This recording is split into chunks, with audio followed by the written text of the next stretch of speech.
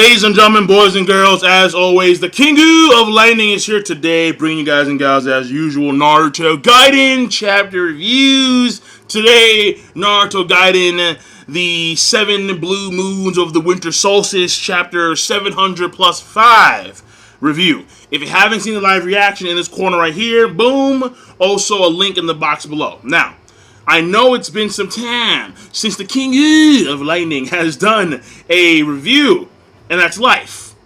It is what it is. There's no use crying over any spilled milk. It's dirt under the rug, and let's move the fuck on. So, when it comes to this chapter, very simple, very straightforward. First of all, well, actually, you know what? Honestly, I'm a little bit rusty. I'm a tad bit rusty. Let me get some water, clear the rust from my throat. Okay, listen.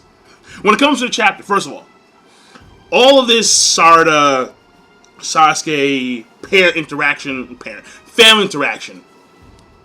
Like, seriously, just, whatever, man. Because it's obvious to me that when it comes to this series, at least thus far, Kishimoto is not going to focus on the whole parent aspect unless it's Sarada, Sasuke, and Sakura.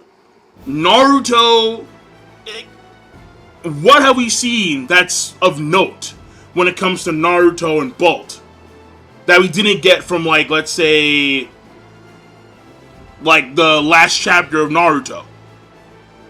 The actual main series Naruto. When we had Bolt, he was messing around with the Hokage faces and just fucking around. It's the same thing. We're not making any progress on their family unit when it comes to Naruto's family. I mean, listen, I have completely forgotten about Naruto's daughter's name. I forgot what her fucking name was. Seriously, like, it's to that point where I just don't care. And why the fuck is the autofocus on? Wait, dog, what are you doing? There you go. Okay, shit. All right, listen, though, seriously. Again, I'm rusty. But I don't give a damn. One take, wonder mode. You get what you get, and we move the fuck on. Listen, the point here is that when it comes to Sarada, as a character, I kind of want to care about her because her situation's fucked up, obviously. And I'm pretty sure that there are many people out there who have had pretty, unstable households. I mean, I know, of course I know, because it's me. But in my life, when it came to how my household is organized, I live with my dad. And then my mom and dad had like divorce issues, and I'm with my dad, so is my little brother. And I went back and forth when I was younger between like my dad's house and like my mom's house, custody battles, all that kind of stuff. So I can see that some folks can relate to this. The problem here is that, first of all, fuck Sakura. Right? That's number one. Number two, this is after the main series. And honestly, I don't care about most of these people. I really don't. It's fascinating, but I don't care, for the most part. And what's interesting about this whole, family dynamic is that there may be a fourth person involved, and that's Karin. Because Karin, we don't know where she is. Sarada has the same glasses as Karin, so it's fascinating. It's kind of like, maybe, Sasuke was doing the funky out with Taka members while Sakura was doing whatever in Konoha. So it's fascinating. It's funny. Now, that being said, though, I don't really care. And I'm pretty sure most folks don't really care at all. But what is fascinating is the villain side of things. Alright? Not Mr. Eyeballs, because fucking, we're going to revive the Akatsuki. Oh my god, Neo Akatsuki. No! What the fuck? And it's not like they're unique members, alright? If the Akatsuki had something cool going for it initially, where you had the Uchiha guy, Itachi, but then you had Kisame, you had Deidara, you had Hidan, you had Kakazu, you had all these different personalities that would clash and butt heads. And you had these teams, you had these units, and they were cool. But when you look at this new Akatsuki, they're all Uchiha. It's kind of they're all supposed Uchiha. We know what the fuck they are actually, because the fact that Shin has the same Mangekyou Sharingan as Mr. Eyeballs, I mean, like, this guy has fucking eyeballs everywhere. Just fucking forehead, shoulders. He has one on his fucking dick. It's like, dude, Like Kishimoto, like why? Like why does he have these fucking eyeballs everywhere? It's not healthy.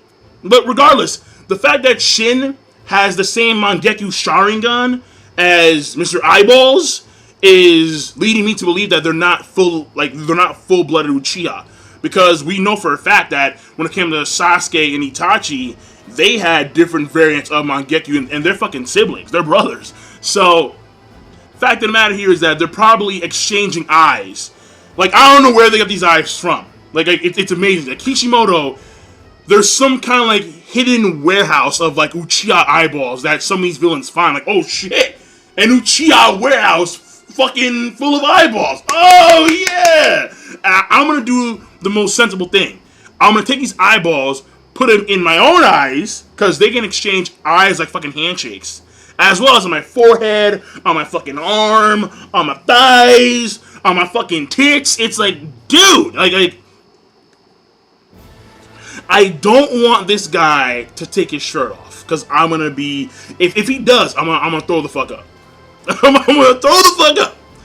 But the whole point here is that, again, because they have the same Mangekyo Sharingan, odds are they're not full-blood Uchiha, or like they're kind of, they weren't created the natural way, alright? No. They're not created that way. That's my take on that. Now, Kaguya. And a being or beings that supersede Kaguya, Kishimoto, since fucking when? Like that's crazy. That's bonkers, because Kaguya was supposed to be the fucking pinnacle, like the end-all be-all.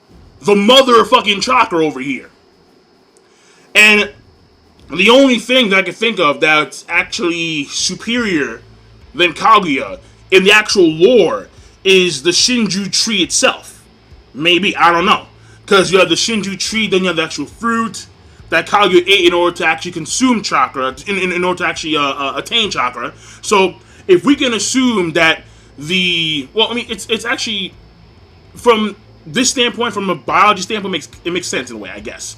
Where you have the fruit, it's a part of the tree, therefore the tree itself would have more chakra than the actual fruit itself. Though, we do know that Kaguya infused herself with the Shinju to become the Jubi. So the whole point here is that, what else is there that supersedes Kaguya? Alright, now that we have the whole the last, quote-unquote, the last movie of Naruto, the last Naruto the movie, we know that there was the Moon Tribe with Toneri, they have the whole Byakugan thing, and the fucking Tenseigen, you're like, holy shit. So what else is there, Kishimoto? And a lot of folks, as I saw the comments of the live reaction, some folks are saying that it's Kaguya's husband, the father of chakra. I mean, I've always wondered, like, who was the guy that had the stones? Who had the cojones to do the rabbit goddess? Like, that is a man's man. Like, whoa, you're doing a goddess. One insane bitch goddess. Okay, alright. Good on you, bro. But who is this man? This man of legend and mystery? No one fucking knows. There's also a possibility that it's... Well, no, because I was going to say Asha or Indra, but odds are, like, they can't supersede Kaguya. And Sasuke did state that there is a Zetsu army. Like, this person, this ninja, created the Zetsu army. So, like, I'm trying to figure out how, okay, I understand that the Zetsu army is quintessential in Kaguya's reign. I mean, Kaguya, she did say that she wanted an army. We never knew why she wanted an army.